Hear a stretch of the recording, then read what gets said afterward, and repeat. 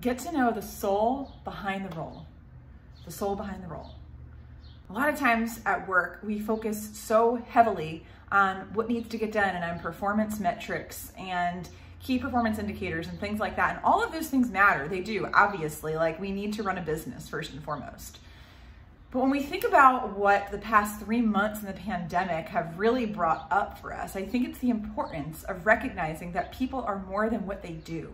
That it's just as important to get to know the soul behind the role as it is to understand the nature of what that person does for work and what their roles and responsibilities are. And if we miss that, we're missing an opportunity for connection. We're missing an opportunity for trust building.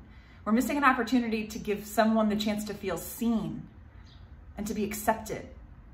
And so what I would encourage you to do is to think about what are the things that you do, what are the practices and procedures that you have in place in your organization, whether it's virtual or in person or as you're in the midst of this transition, that you have in place that get to know the soul behind the role, that prioritize the soul behind the role. So for instance, when you're starting a meeting, do you get like right into what the agenda items are, or maybe go around and have people share if they want to, like what's something that they're grateful for, or what's a bright spot from the past week or since the past meeting, or what's a small win that they've had, that we could get to know those things about people.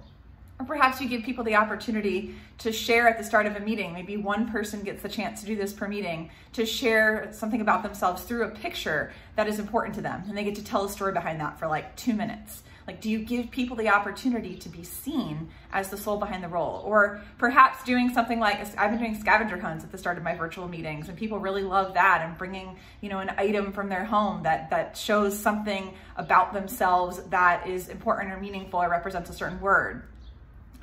Another thing is to really understand what it is that makes people feel valued and appreciated. So do you know specifically what makes each person that you work with or that you manage or lead feel valued or appreciated, or at least the ones that are closest to you, that you spend the most time with? Is it a handwritten note? Is it a word of affirmation?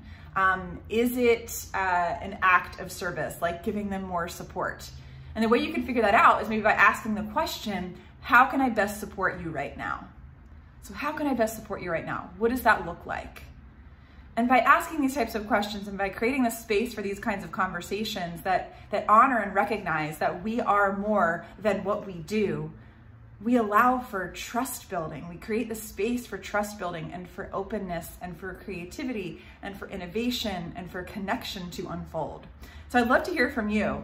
What's something that you do at your organization, or what's something you've seen someone else do, maybe a client, or a friend or a family member, or a story that you've heard about getting to know the soul behind the role and how someone did that. I would love to hear from you below. I know everyone else will be inspired by what you have to share too. Have a great day.